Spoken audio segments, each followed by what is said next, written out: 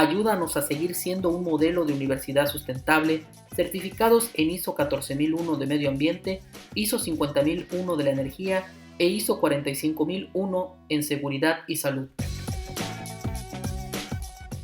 Muy buenos días. Antes que nada, les saluda David Llanes Nava desde la Facultad de Ciencias Químico-Biológicas. Y pues bueno, quiero compartirles a ustedes que en esta ocasión me ha tocado platicarles acerca de dos temas muy importantes para nuestro sistema integrado de gestión, lo cual lo voy a hacer a través de dos bloques para poder abordar estos temas. En un primer tiempo vamos a estar platicando acerca de los residuos peligrosos con características CRETIP, y en el segundo tiempo vamos a estar platicando acerca del manejo de sustancias peligrosas con énfasis en el protocolo de limpieza y desinfección. Bien, aclarado estos puntos, vamos a comenzar con nuestro primer tema, que es gestión integral de los residuos CRETIP. Y pues quiero platicarles a ustedes en primera instancia del objetivo de este primer bloque.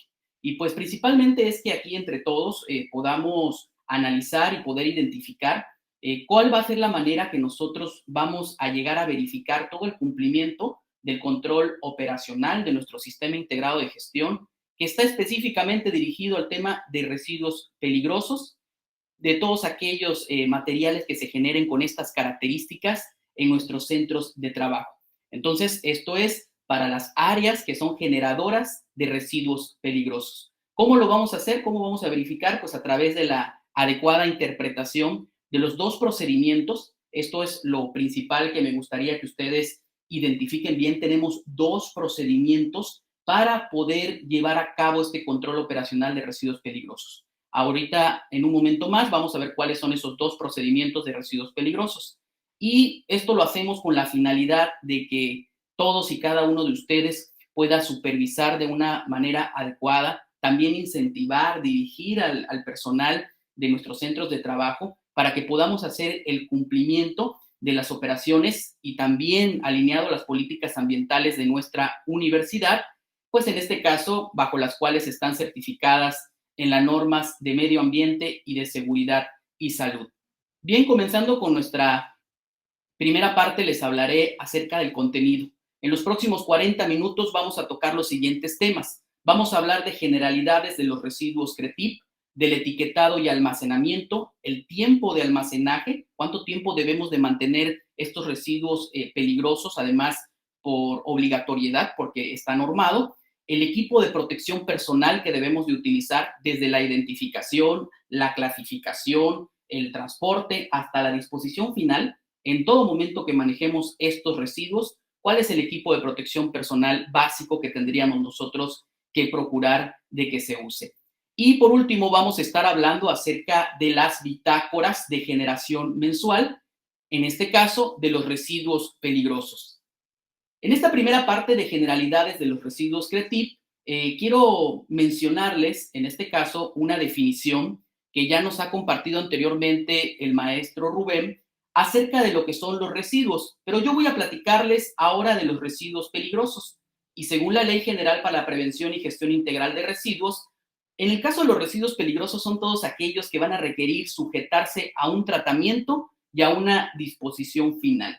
¿Por qué tendrían que sujetarse a este tratamiento? Bueno, porque este tipo de residuos contienen características que nosotros, pues, abreviamos, lo conocemos con este acrónimo llamado CRETIP, que significa que esos tipos de residuos tienen características corrosivas, características reactivas, características explosivas, tóxicas, inflamables o biológico-infecciosas. Y bueno, es importante en esta parte mencionarles a ustedes que además de los residuos que contienen estas características, también aquellos materiales, recipientes, embalajes, envases y suelo que ha estado contaminado o que ha tenido un contacto con este tipo de residuos peligrosos, tiene que ser considerado también como un residuo peligroso, que muy por lo común lo abreviamos como RP, ¿verdad? Entonces, es importante, no solamente los residuos, también todos materiales que ha tenido un contacto con este tipo de residuo CRETIP. Ahora bien, ¿por qué realizamos una gestión de los residuos peligrosos? Para hacer una breve reflexión. Aquí vamos a apoyarnos en la NOM 052 de la Semarnat 2005, en un fragmento que nos habla acerca de que los residuos peligrosos en cualquier estado físico, de acuerdo a estas características que anteriormente mencionamos, CRETIP, y por la forma de cómo se deben de manejar, pues pueden representar un riesgo para el equilibrio ecológico, el ambiente y la salud. Pues en esta parte que tenemos aquí con otro color está la respuesta, ¿verdad? De por qué entonces debemos de hacer una gestión de los residuos peligrosos. Porque se consideran como tal un riesgo al medio ambiente y también a la salud, en este caso de la población, y pues aquí en específico por el tipo de servicio educativo que nosotros brindamos, no solamente a la comunidad universitaria por docentes, investigadores, personal administrativo, sino también a nuestros primeros clientes que son los estudiantes. Y por ello es entonces importante que tengamos nosotros a bien determinar los criterios, procedimientos y características y listados que los identifiquen. ¿Por qué hablamos de los listados? Porque cada año debe de realizarse cuando menos 2 veces al año las inspecciones en la que nosotros constantemente estemos supervisando qué tipo de sustancias químicas se están manejando en nuestros centros de trabajo para poder también inferir dentro de los residuos peligrosos que pueden generarse. Por eso aquí es muy importante un requisito que nosotros actualizamos también 2 veces al año, que son los listados de sustancias químicas, pero no cualquier sustancias, las peligrosas. Entonces, a eso nos referimos con la parte de los listados, identificar bien nuestros residuos peligrosos. Y para hablarles en general, un residuo peligroso con características CRETIP no solamente puede generar daños al medio ambiente. El desequilibrio ecológico no solamente es uno de esos aspectos. Directamente estos residuos tienen esta característica de peligro también en el caso físico. Esto quiere decir que pueden provocar daños a la infraestructura, a nuestros materiales, a nuestros equipos, instrumentos. Más adelante vamos a ver qué características son las que pueden producir estos daños. Y pues hay que también cuidar el patrimonio de la universidad y con lo que nosotros trabajamos todos los días. Y también, por supuesto, la salud de todos nosotros. Ahora bien, vamos antes de poder abordar los 2 procedimientos que les comenté al inicio de esta presentación de los residuos peligrosos, a hablar muy brevemente acerca del marco normativo de los residuos peligrosos. Los 2 procedimientos que nosotros tenemos cargados en el máster web de nuestro sistema integral de gestión están fundamentados en 2 leyes muy importantes. Ya habíamos mencionado la Ley y Reglamento del Equilibrio Ecológico y Protección al Medio Ambiente, y también la Ley y Reglamento para la Prevención y Gestión Integral de los Residuos. Pero además está fundamentado con 2 normas oficiales mexicanas, que una es para el caso de los residuos peligrosos con características CRIP, y la otra norma está, pues más que nada, relacionada a los residuos biológicos infecciosos. Y ahí se apoyan principalmente estos 2 procedimientos que forman parte de nuestro SIGUMA y que además estos procedimientos están validados bajo las normas, ya habíamos mencionado, 45.001, 14.001 y también incluido dentro de los servicios y las condiciones que brindamos, avalado bajo la certificación 21.001 de organizaciones educativas.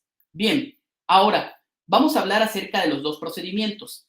Tenemos que identificar dentro de nuestro máster web, que esta plática lo había visto en el programa que nos las van a dar más adelante. Ojalá tengamos la oportunidad para poder hacer la práctica en tiempo real en el máster web para identificar en el control operacional, en este caso, el procedimiento de gestión de residuos peligrosos. Este documento nos va a indicar a detalle cuáles son cada una de las diferentes etapas y también la administración que tenemos que hacer. En este caso, gestión de residuos peligrosos para todo residuo que ha sido generado de una sustancia química.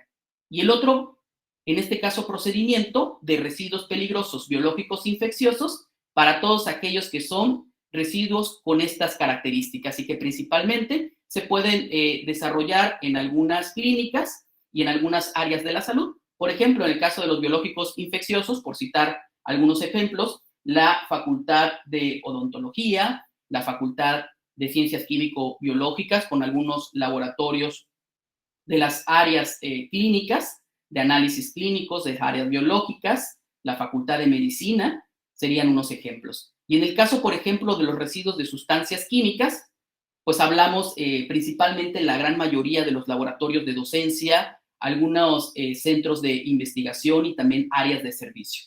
Entonces, aquí me gustaría que podamos identificar bien que un procedimiento es el de residuos peligrosos que aplica a todo lo que va a ser como desecho de las sustancias químicas. Y el otro procedimiento que tiene que ver con materiales desechables o que se utilizan para obtener muestras o para el diagnóstico en algunas áreas, va a ser, en este caso, el procedimiento de residuos peligrosos biológicos infecciosos. El primer paso que nosotros tendríamos que considerar es el poder identificar de qué tipo de residuos son los que se están generando en el laboratorio o en los laboratorios del cual nosotros pues hacemos constantemente esta supervisión. Hay laboratorios que pueden generar residuos peligrosos con características CRIP, características corrosivas, reactivas, inflamables y tóxicas, y laboratorios que pueden generar biológicos infecciosos. O puede también existir áreas que generan los dos tipos de residuos. Entonces, esto es lo importante, qué tipo de residuos se están generando en nuestras áreas. ¿Cómo lo vamos a nosotros a determinar? Pues a continuación se los voy a presentar. Bien, aquí tenemos, por ejemplo, la clasificación de los diferentes residuos peligrosos. En esta parte de arriba he ubicado las características, principalmente lo que a veces le llamamos CRIP, ¿sí? ¿Y qué quiere decir? Si se dan cuenta, nos falta la E. No incluí la E y porque así lo menciona esta parte normativa de la 052, porque existen muchas áreas que como tal no generan este tipo de residuos, pero lo que sí estamos generando dentro de los centros de trabajo de la universidad son características CRIP, como pueden ser corrosivos, reactivos, tóxicos, inflamables.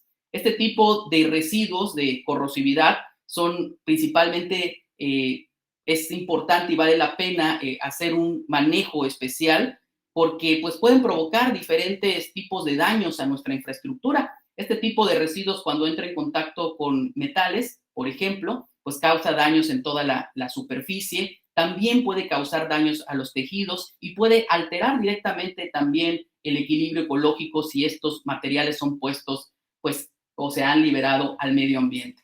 La radioactividad, pues, es este tipo de residuos que puede contener esta característica, pues, que al contacto con el aire puede inflamarse, aún sin una fuente externa de emisión. Y en el caso de la toxicidad, y es uno de los tipos de residuos que más generamos dentro de nuestras áreas, además de los corrosivos. Los de toxicidad, pues está dirigido principalmente a evitar su liberación al medio ambiente por los daños que puedan provocar en los organismos y, por supuesto, alterar el equilibrio ecológico. Podemos clasificar, en este caso, los residuos que causan dos tipos de toxicidad, la toxicidad aguda o la toxicidad crónica.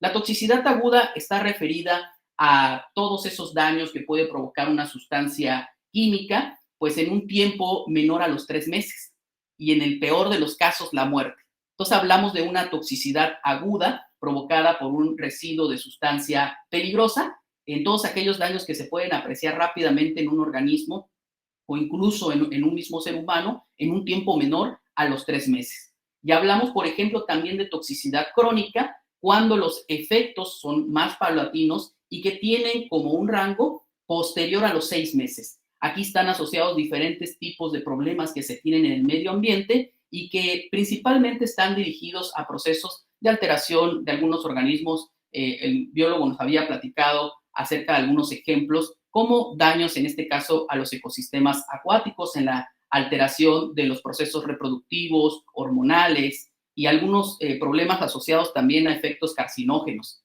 Las sustancias químicas, quiero platicarles a ustedes que son considerados como riesgos al medio ambiente cuando tiene alguna de las siguientes características.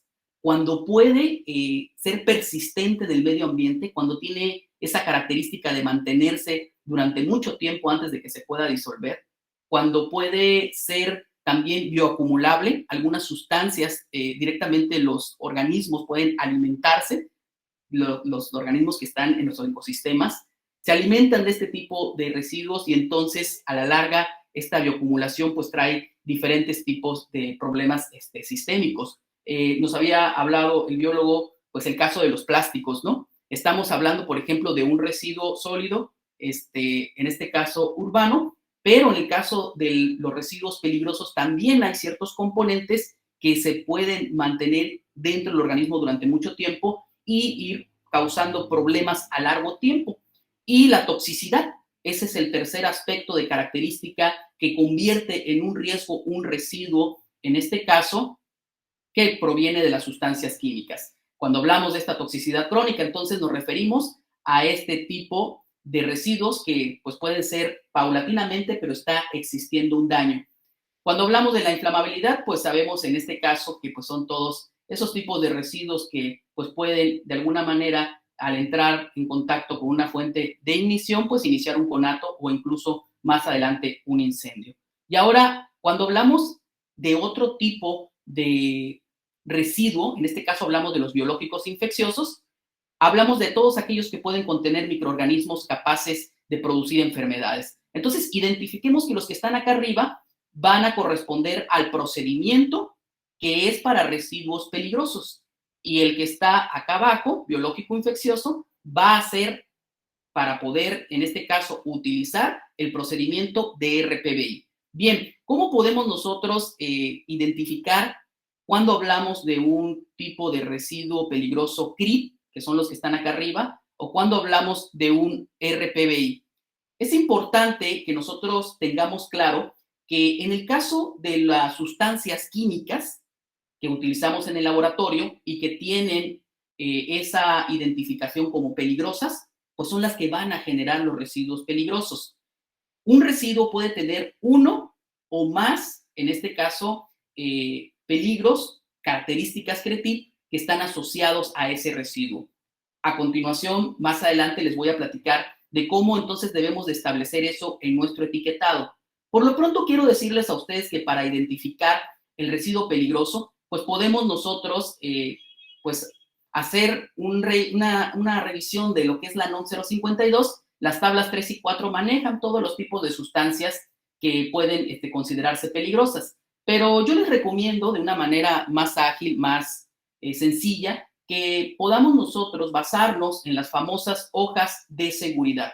Y que, por cierto, aprovecho el espacio para hacer un comercial. Hojas de seguridad que, de acuerdo a la normativa 018 de la Secretaría de Trabajo y Prevención Social, 2015 en su nueva actualización, pues siempre es necesario tener estas hojas de seguridad en los centros, en las áreas donde se están generando tanto los residuos peligrosos como donde se están manejando las sustancias peligrosas. Y también podemos identificar qué tipo de sustancia química va a generar residuos peligrosos de acuerdo a las etiquetas de las sustancias químicas, que pues ahora ya vienen en este tipo bien sencillo de poder identificar a través del sistema global armonizado, que son los pictogramas de los que estoy utilizando en estos momentos en mi fondo, ¿verdad?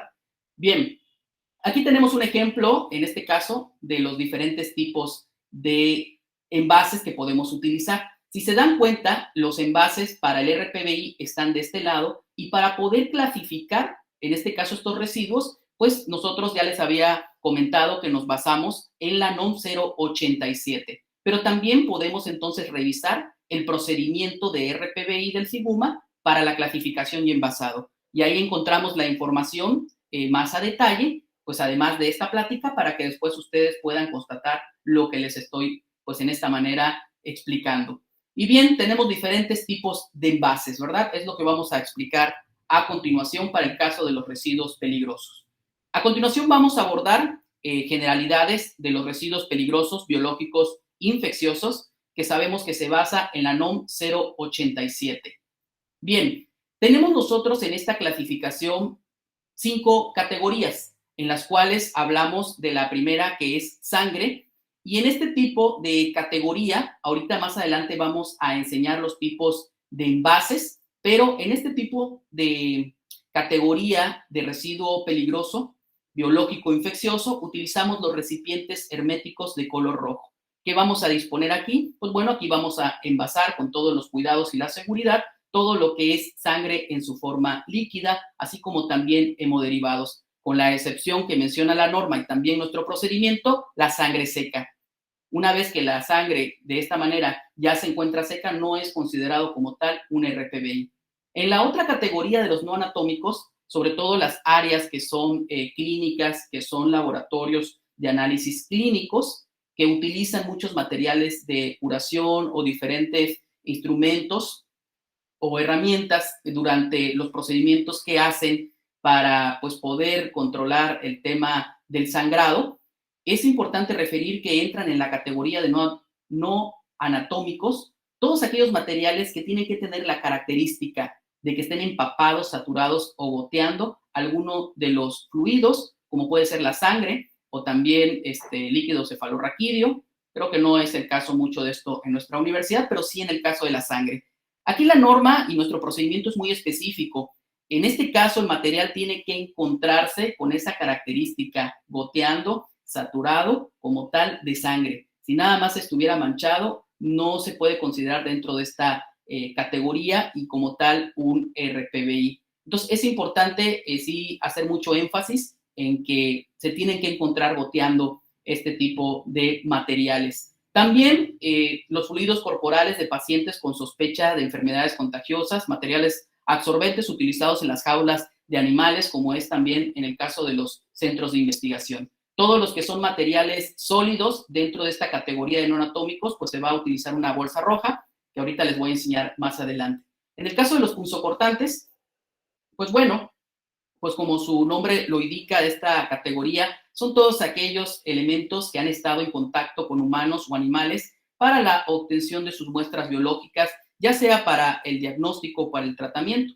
¿Qué podemos englobar en esta categoría? Pues todo lo que son las navajas, lancetas, agujas, de jeringas, en este caso también lo que son la parte de los estiletes de los catéteres, los bisturís que se utilizan en muchas ocasiones en los laboratorios de docencia. Es importante que hablamos en este tipo de contenedor hermético rojo que debemos de utilizar, pues primero que nada para su disposición de punzocortantes y no otros elementos que acompañan al punzocortante. En esto quiero darles el ejemplo, se me ocurre en el laboratorio de análisis clínicos cuando se hace un procedimiento de flebotomía y en el cual pues a veces en algunas ocasiones pudiera ser, ¿verdad? La situación ya realmente utilizamos otro tipo de dispositivos para hacer las funciones, pero en algunos momentos necesarios se puede utilizar todavía la jeringa. Y entonces lo que nosotros debemos depositar en este tipo de contenedores es la aguja, no en este caso el pabellón que lo envuelve ni tampoco la jeringa. Si la jeringa todavía contiene sangre, pues puede ser en esta manera ser colocada en las bolsas rojas, pero no en los contenedores herméticos rojos. Aquí solamente deberían de ir punzocortantes, ¿no? Eso es un ejemplo en el caso de las agujas, que muy por lo general a veces sucede, digo, no en estas áreas, pero sí en otros lados. Cuando hablamos, por ejemplo, de la categoría de los patológicos, pues nos referimos a todo lo que son los tejidos, órganos, partes que se extirpan o algún tipo de intervención quirúrgica que no se encuentre en formaldehído. Esta es una excepción muy clara que maneja la norma y que también está incorporado en nuestro procedimiento. Todos aquellos tejidos, órganos o partes, en este caso, que no se encuentran en formaldehído. Y hago mucho énfasis en esto porque sabemos que tenemos centros de investigación o tenemos áreas de colecciones biológicas en las que utilizan este tipo de sustancia para mantener la conservación de este tipo de pues, muestras o materiales y que si se encuentran en formaldehído, pues ya no se les considera como tal, incluso después de retirar esta sustancia, no se les considera como un RPBI. También en esta categoría entran muestras biológicas, citológicas, histológicas, pero con la exclusión también de la orina y el excremento. Hay un procedimiento en el área clínica en el cual pues se inactivan, ¿no? Con hipoclorito de sodio, el 2%. Por lo tanto, no debemos de colocar dentro de esta categoría lo que es orina y excremento. También para el caso de los bioterios o las áreas que trabajan con pequeñas especies para la experimentación, se deben de colocar dentro de esta categoría, ya sea el cadáver de una pequeña especie o las partes de los animales inoculados con agentes enteropatógenos. Y aquí lo que utilizamos, pues es, si es un sólido, la bolsa amarilla, y si fuera en este caso un líquido, pues el hermético de color amarillo. Entre lo más sobresaliente, quiero que identifiquen la bolsa amarilla para el caso de los tejidos, órganos y también los cadáveres de pequeñas especies. En la parte de cultivos y cepas, vamos a colocar en esta categoría todo lo que son los geles en placas, geles en tubo, caldos, cepas almacenadas, materiales desechables que no son punzocortantes, usados para contener, medir o transferir o hacer reaccionar cultivos microbiológicos. Muchas áreas dentro del procedimiento tenemos identificado que llevan a cabo como tal procesos de tratamiento, sobre todo en esta parte de cultivos y cepas, en los que utilizan un medio de tratamiento por lo que es calor húmedo al utilizar los autoclaves. Como bien algunos de ustedes deben de saber, los que están en este tipo de laboratorios o áreas que dan estos tratamientos, que es con un autoclave a 121 grados centígrados, con una presión aproximadamente entre 15 y 20 libras, de 30 a 1 hora. Estos tipos de tratamientos es importante de referir que se va a emplear principalmente para estas categorías, pero no debe de utilizarse para punzocortantes. Puede llevarse a cabo este tratamiento también incluso en algunas ocasiones para los no anatómicos, pero es importante que está principalmente dirigido para la parte de cultivos y cepas para inactivarlos. Y utilizamos después, posterior a este tratamiento, en este caso, la bolsa roja al tratarse de sólidos. Aquí estamos visualizando ya más a detalle cómo son en este caso nuestros envases en los que debemos hacer la adecuada pues clasificación de nuestros RPBI. Por falta de tiempo no menciono las especificaciones que tienen que tener estos envases, pero en la NOM 087 ustedes pueden consultar cuáles son las especificaciones que debería de cumplir cada uno de estos tipos de envases para poder, pues más que nada, confirmar de que sus proveedores están cumpliendo con estas características. Aquí vemos la sangre, identificamos el color rojo, el recipiente hermético, vemos cultivos y cepas, en el caso de sólidos, la bolsa roja, en los patológicos, si son sólidos, la bolsa amarilla, si son líquidos, pues observamos el recipiente de color amarillo. Residuos no anatómicos, bolsa roja, y el objetos punzocortantes, observamos el contenedor con otras características que aquí es de polipropileno y que tiene que ser rígido, ¿verdad? Bien, ahora vamos a mencionar que una adecuada práctica, pero que además está normada en la 087, es que las bolsas y los recipientes no debemos de llenarlos más allá del 80% de la capacidad. Y esto es muy importante, sobre todo dentro de las inspecciones o supervisiones que tenemos en los centros de trabajo. También, aunque nosotros hacemos una identificación de los envases de manera individual con este, pues, símbolo internacional de residuos peligrosos biológicos infecciosos, también los contenedores donde colocamos todas esas bolsas, que pueden ser metálicos o de plástico, pero que tienen que tener una tapa, deben de ser rotulados también con este símbolo de RPBI. Lo adecuado o lo, pues, que sería ahora sí que lo mejor es que hasta cuando se realiza el traslado de este tipo de residuos peligrosos, se puede hacer que sus carros que se utilicen para ello, no sé si algún centro de trabajo contiene este tipo de dispositivos, sería lo ideal, que también dentro de los carros que transportan tengan, en este caso, incorporado como tal el símbolo. Digo, es obligatorio que tenga el símbolo los contenedores. Lo que decía que era ideal, pues que contengan estos carros, ¿verdad? Para el transporte.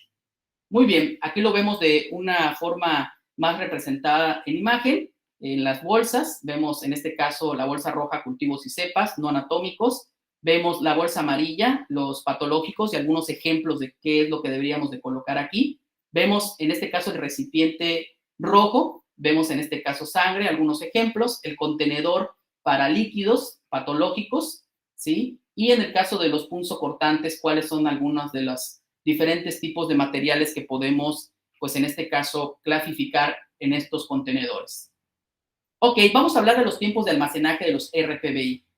De acuerdo a la cantidad que se genera en cada una de las áreas o centros de trabajo, va a estar establecido un tiempo máximo para conservar, en este caso, los RPBI, pero cualquiera que sea la clasificación no debe pasar más allá de los 30 días.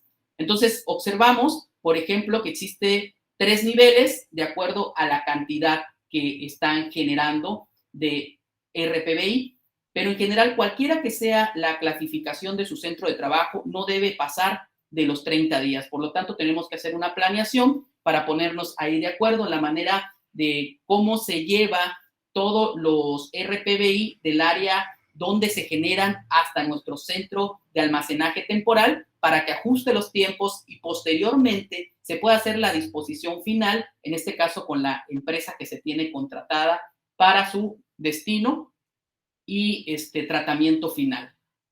Muy bien. Es importante mencionar que durante el tiempo de traslado del área generadora hasta lo que es nuestro almacén de residuos peligrosos, es importante que nosotros tengamos en consideración un protocolo.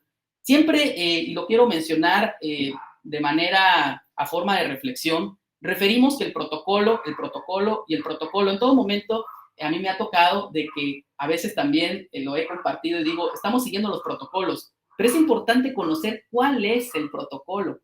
Aquí es una invitación a que establezcan estos criterios en sus centros de trabajo de cómo van a ser trasladados desde las áreas de generación hasta el almacén temporal. Primero que nada, tienen que trazar una ruta en la cual tienen que tomar en consideración pues, todos los aspectos que refieren de esta manera para evitar al máximo, en esta forma, la exposición con otras personas. Un área de ruta de RPBI, y lo quiero mencionar para que podamos pues planearlo o si no hacer ajustes, no tiene que pasar por un área administrativa, en medida de lo posible no debería de ser, ni tampoco en horas en los que pues tenemos una mayor concentración de alumnos o de personal. Entonces, algo que nos ha, pues más que nada ahorita apoyado son los responsables de sustentabilidad para que podamos ir trabajando con sus comisionados de seguridad y salud para ir diseñando estas rutas con el apoyo del programa institucional CRETIP y por supuesto también podamos ayudarles a establecer ese protocolo y que sea de conocimiento no solamente de los que manejan como tal los residuos peligrosos, sino de todas las personas que conviven en nuestro centro de trabajo tienen que estar enteradas, porque por supuesto, pues hablamos de la exposición de riesgos a la salud. Este es un ejemplo de la Facultad de Odontología, que por cierto le agradezco mucho al responsable de sustentabilidad y a la subcomisión de ambiental que se encuentra en este centro de trabajo, pues por haberme brindado las facilidades para poder establecer con ellos su ruta de RPBI. Estaremos trabajando próximamente con los demás centros. Y bueno, vamos a platicar rápidamente acerca de los residuos peligrosos con características CRIT. En este caso, ya habíamos mencionado de que la forma de cómo nosotros vamos a poder clasificar los residuos peligrosos con características CRIT, pues nos vamos a basar principalmente en las hojas de seguridad. Aprovecho el espacio para hacer otro comercial. Las hojas de seguridad desde el año 2015 se deben de mantener ya con pictogramas y en sistema global armonizado.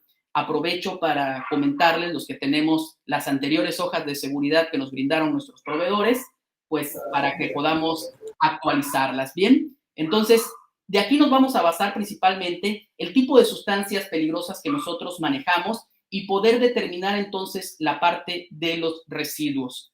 Ahora bien, en la parte del etiquetado y el envasado, es importante que todos los residuos peligrosos con las características CRIT deban de ser envasados en los contenedores adecuados. ¿Cómo voy a saber cuál es un contenedor adecuado? La hoja de seguridad maneja información también en la forma de cómo deben de manejarse sus residuos y también este tipo de sustancias. Entonces, ahí podemos encontrar esto y también tener presente que debemos de etiquetar en el momento que se genera el residuo peligroso. Si es posible, debemos de hacer el envasado previamente, preparar, por ejemplo, nuestro envase, la etiqueta, antes de que nosotros vayamos a generar este residuo. Cuando tenemos, por ejemplo, prácticas de docencia, cuando hacemos actividades dentro de nuestros laboratorios o nuestras talleres o áreas donde vayamos a generar los residuos peligrosos, debemos de identificar bien estos envases antes de que nosotros vayamos a pasar o trasladar este tipo de residuos.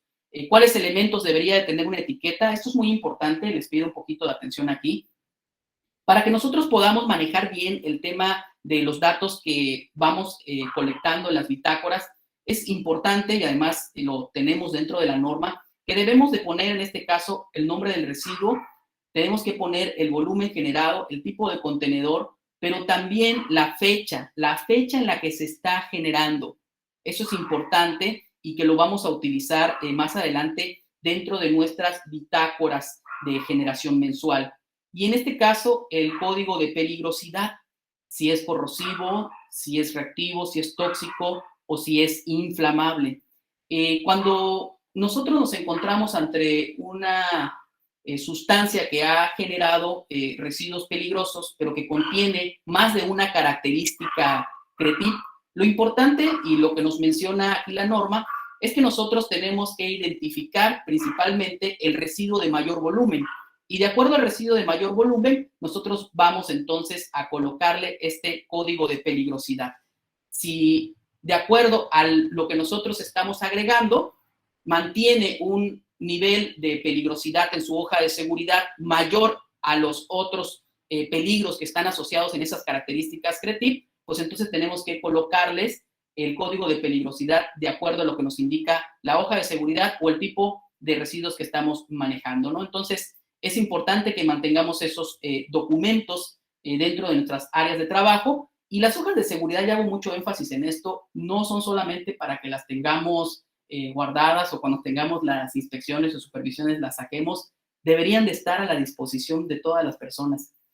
Hoy las actualizaciones de muchas normas nos están permitiendo cada vez más el poder migrar para efectos de procedimiento de conformidad y de verificación, de que podamos tener medios magnéticos o medios electrónicos. Entonces, las hojas de seguridad también ya las podemos tener a través del uso de ciertas plataformas, páginas o a través del Drive, a través del cual todas las personas que son usuarios de este tipo de sustancias puedan entonces consultarlas. Entonces, bueno, aproveché el espacio para comentar esto. Y esto pues es algunos, pues más que nada consejos acerca de las buenas prácticas en el envasado. Se los voy a dejar disponibles ahí en la presentación que ya se va a estar publicando en unos momentos en el Classroom para que lo puedan ustedes leer más a detalle. Bien, tiempos de almacenaje y disposición final de los residuos CRIT. Es importante referir que a diferencia de los RPBI, que el tiempo máximo era un mes, aquí en el caso de los residuos CRIT, el tiempo máximo que nosotros tenemos para mantenernos dentro de los centros de trabajo que generan estos residuos son 6 meses, ¿sí? Aquí es importante la estrategia y la planeación que nosotros vayamos a establecer, en este caso con las áreas generadoras de residuos peligrosos, para que esta gestión se pueda llevar no solamente en forma, sino también en tiempo. Por ejemplo, aquellos que realizan clínicas o realizan actividades de docencia, a lo mejor pudieran colectarse entre los 4 y los 5 meses para que dé tiempo suficiente de que del área generadora pueda transportarse al almacén temporal que están ubicados en los campus de la universidad, y también para que pueda existir ese rango de tiempo para que los que son los recolectores para la disposición final, esta empresa, pues pueda hacer la gestión pertinente para poder darle ya el destino final a nuestros residuos peligrosos. Existe una clasificación de acuerdo al reglamento de la Ley General de Prevención de Gestión Integral de los Residuos acerca de cómo se clasifican los generadores. Esto nada más es como cultura, ¿verdad? Y decirles a ustedes que nuestra universidad está categorizada como microgenerador.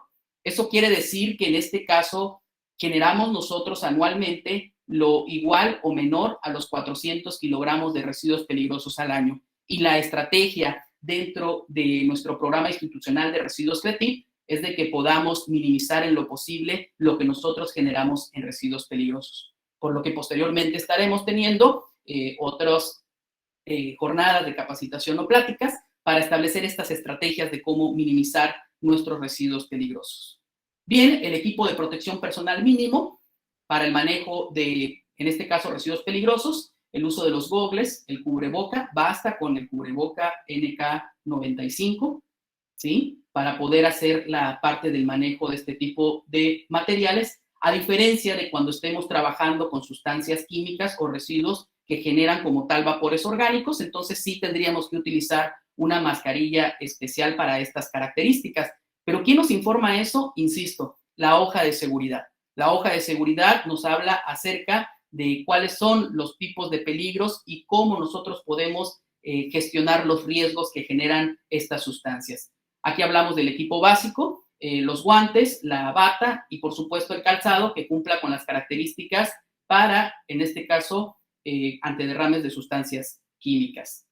Muy bien, estas son las bitácoras de generación de RPBI que muchos de ustedes ya conocen. Aquí lo importante es pues, puntualizar de que se debe de generar, en este caso, cada mes y en ella hacer el llenado de estos campos de acuerdo a lo que se está generando en las categorías que ya hemos explicado, ¿no? De cultivos y cepas, punzocortantes, patológicos, no anatómicos.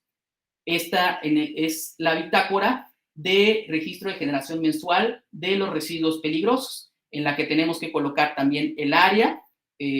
Por lo general aquí colocamos la facultad o centro donde se están generando, el departamento, si es un departamento, pues podemos decir de docencia, de investigación, un área de servicio, y aquí anotamos el laboratorio o clínica, que por lo general tienen una numeración o un código para poder identificarlos. La fecha, eso es importante, la fecha que se está generando el residuo. Aquí vamos a colocar el nombre, de dónde procede ese residuo que estamos haciendo la colecta, el estado físico, ¿sí? Si es sólido, si es líquido, la cantidad, en este caso del volumen, y las características que ya hemos explicado, principalmente las características CRIP y el tipo de envase, ¿no? Si utilizamos envases de vidrio, envases de plástico. Es importante, no todos los residuos peligrosos se pueden colocar en vidrio, ni tampoco todos los residuos deben de colocarse en plástico. ¿Cómo saber estas características?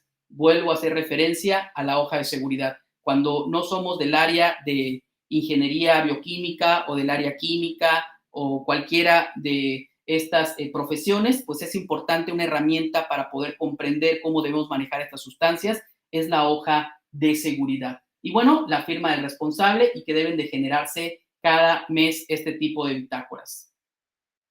También manejamos otras bitácoras para el caso de los centros de almacenamiento temporal, que esta es más del control de los responsables de sustentabilidad. Las que son bitácoras, en este caso de generación mensual, van a ser pues principalmente llenadas por los responsables de áreas o los responsables de laboratorios y de clínicas. Y en este caso, la bitácora que va a manejar el responsable de sustentabilidad, pues es en este caso las que manejan el registro de almacenamiento temporal. Bien, ya a forma de cierre, para concluir, tenemos aquí en este diagrama, no se espanten, lo vamos a abordar ahorita muy rapidito, de cómo nosotros podemos hacer pues ya la aplicación de los dos procedimientos de residuos peligrosos. Tenemos en primera instancia que tenemos la generación en las, pues que ya la gran mayoría tenemos bien identificado cuáles son las áreas generadoras de residuos peligrosos. Ahí tenemos nosotros que hacer esta parte de la identificación. Y recuerden ustedes de no quedarnos con lo que siempre ha sido.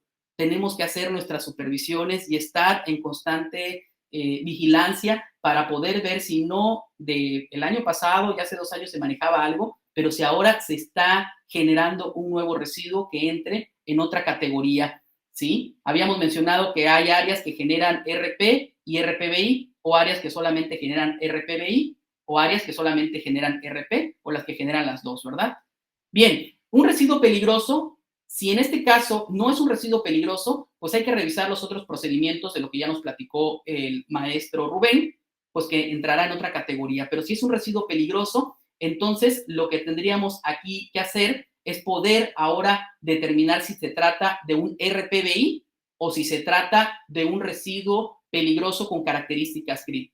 Si se trata, en este caso, de un RPBI, debemos hacer una separación y envasado conforme a la norma 087, que es en lo que se basa nuestro procedimiento de RPBI del sistema de gestión. Tenemos un almacenamiento temporal de RPBI en nuestro centro de trabajo donde se está generando y aquí es donde se llena la bitácora mensual, de la cual deben de ser responsables, en este caso, las personas que están a cargo de esa actividad, el responsable de docencia, el responsable de servicio técnico o quien esté a cargo de ese laboratorio o de esa clínica. Tenemos posteriormente la recolecta cuando se va a dirigir a, en este caso, el almacén temporal. Ya hemos indicado cuáles son las características que debería de cumplir, que tenemos que tener bien identificada una ruta que debe de estar señalizada por dónde se va a seguir esa ruta y también pues establecer un protocolo, ¿verdad? Para que sea de conocimiento de todos, no solamente, aquí quiero hacer mucho énfasis, a veces los que manejamos las cosas lo sabemos, pero de repente sucede que si esto involucra y sobre todo expone a otras personas, tiene que ser conocimiento de todos. muy por lo general hablamos del protocolo, pero solamente a veces, en muchas ocasiones lo tenemos quien lo menciona en su cabeza, pero no los demás. El almacenaje de RPBI y el llenado de los concentrados, bueno, esto ya se realiza en el almacén, ¿verdad? En el caso de donde se ubique el almacén temporal, que están distribuidos en nuestros campus de la universidad, hasta que tenemos la disposición final y que nos brindan el manifiesto de recolecta, que pues es ese documento que nos proporciona la empresa que hace toda esta colecta. Es importante que esta empresa no hace la colecta ni recoge ningún material que no esté debidamente etiquetado. Entonces, por ello es importante que además de que esté etiquetado, pueda coincidir con lo que nosotros estamos manejando en nuestras bitácoras. En alguna de las supervisiones o visitas pudiera darse el caso de que los residuos, que además de que deben estar etiquetados, pues también tiene que encontrarse dentro de la bitácora, donde podemos constatar de que realmente se está registrando.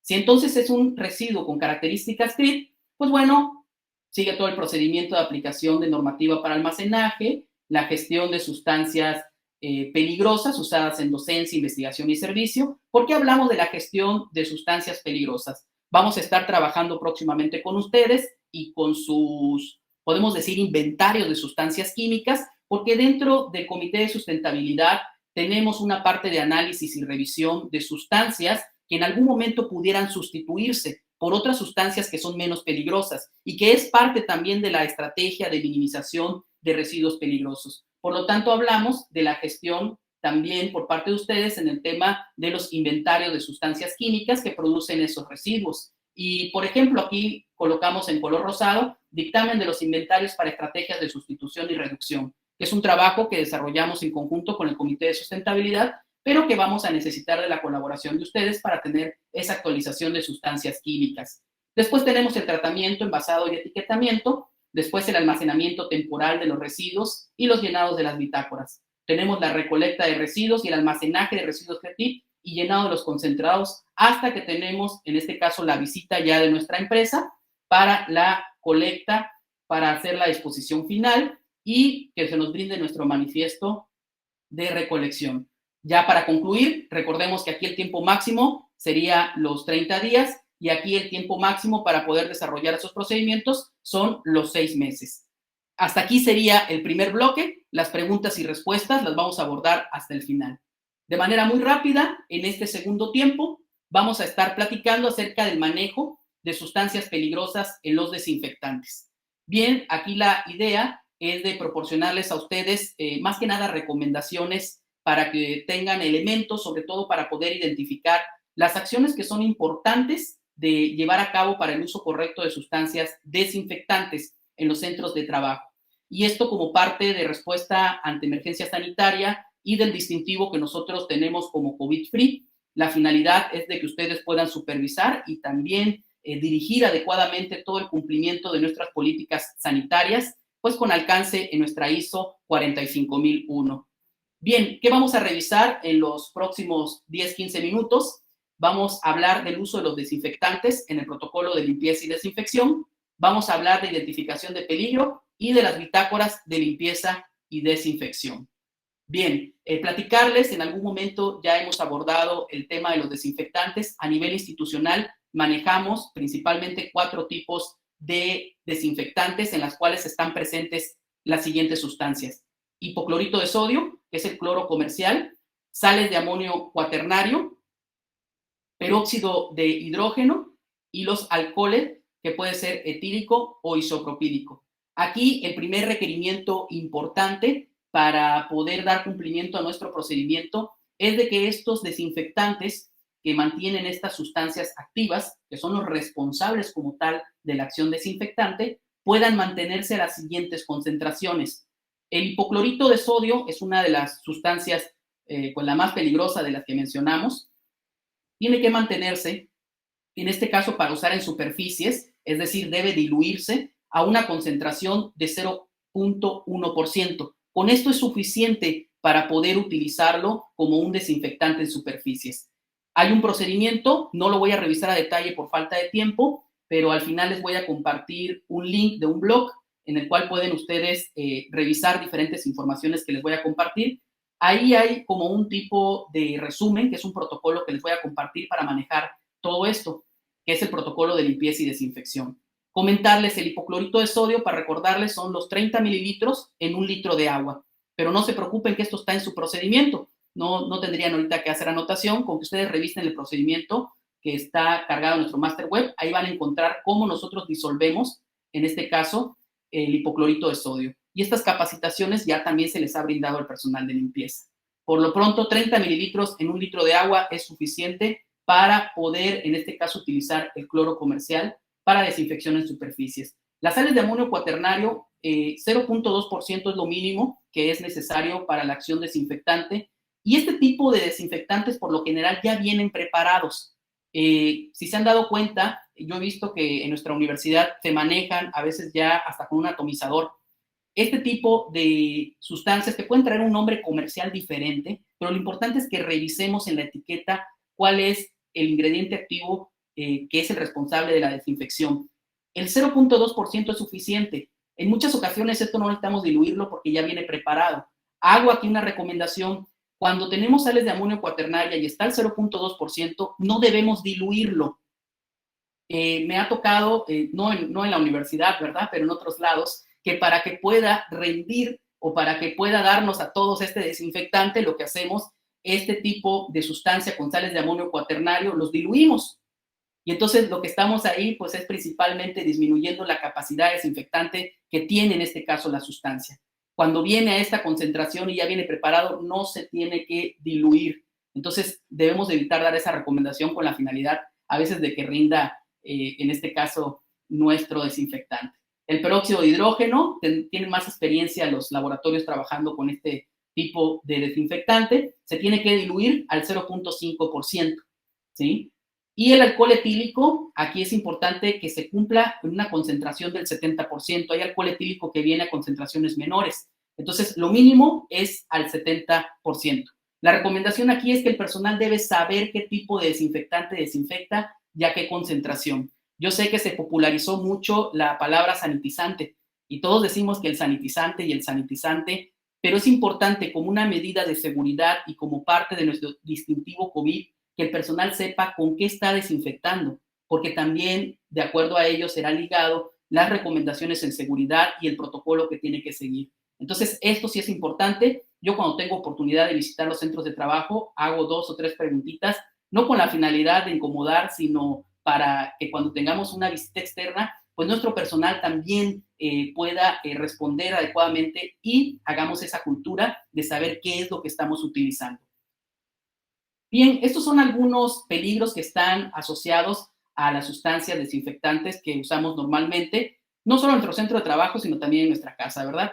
Ya habíamos hablado del cloro comercial, le hemos dedicado toda una sesión al cloro comercial en otras ocasiones con ustedes, no voy a profundizar más, solo saber que es corrosivo, este tipo de material no se debe de utilizar en las superficies de madera, de metal, y también tener mucho cuidado, algunos somos más sensibles que otros en nuestra piel y también en este caso el tipo de gas que puede sobresalir de este tipo de sustancia, ¿verdad? El daño cáustico ambiental que puede ocasionar y decirles, el cloro comercial viene siempre a una concentración entre 4 al 7%, es decir, viene más que concentrado para lo que nosotros vamos a utilizar en superficie y por eso esta concentración la debemos de rebajar hasta 0.1. Los 30 mililitros por litro de agua. Hay otra recomendación dentro del procedimiento que tenemos ahí en el SIGUMA, en el Master Web, que es al 0.5%, pero eso será entonces para los tapetes. Para los tapetes sí es al 0.5%, que son los 150 mililitros por litro de agua. Bien, las sales cuaternarias de amonio, hay quienes sí tienen estos efectos de hipersensibilidad y que pueden ser irritantes en la piel. El agua oxigenada también es un material corrosivo, entonces hay que tener cuidado de no emplearlo en los metales. El alcohol etílico, aquí lo más sobresaliente, pues que es una sustancia inflamable, sobre todo cuando trabajamos en los laboratorios o en los talleres en los que estamos utilizando puntos de ignición o mecheros como tal, y pues tenemos cerca este tipo de materiales, pues puede por ahí darnos un poquito de, pues podemos decirles a veces de susto, ¿no? Cuando de repente a lo mejor puede inflamarse este tipo de sustancias. Es importante que el personal tiene que tener bien identificado estos desinfectantes y conocer cuáles son los peligros y medidas y la utilización mínima del equipo de protección personal. Este es el protocolo de limpieza y desinfección. También ya le hemos dedicado una sesión completa al protocolo. Solamente puntualizar los 4 puntos que sería muy importante que el personal que está en este caso trabajando con ustedes, el responsable de seguridad y salud, nos ayude también a poder ver de que se cumpla en lo posible y sobre todo pues motivar a los compañeros de que podamos llevar a cabo estas actividades. Señalizar el área antes de que nosotros iniciemos el protocolo de limpieza y desinfección. Es una práctica común que entre el personal de limpieza a un área y vaya, está la verdad hasta maniobrando el personal de limpieza porque está entrando y saliendo gente. Eso no debería de ser. Las áreas se deberían de delimitar en el momento de que se va a hacer el aseo y la desinfección de un salón de clases, de un laboratorio, de un taller. Entonces, lo principal es señalizar y delimitar a otras personas que no formen parte en ese momento del protocolo. Ventilar el área antes de que comencemos a hacer esta limpieza y desinfección, ventilar, abrir puertas y ventanas, realizar una limpieza, aunque pareciera pues algo obvio, a veces lo omitimos, no aquí en la universidad, insisto, yo lo he visto en otras áreas.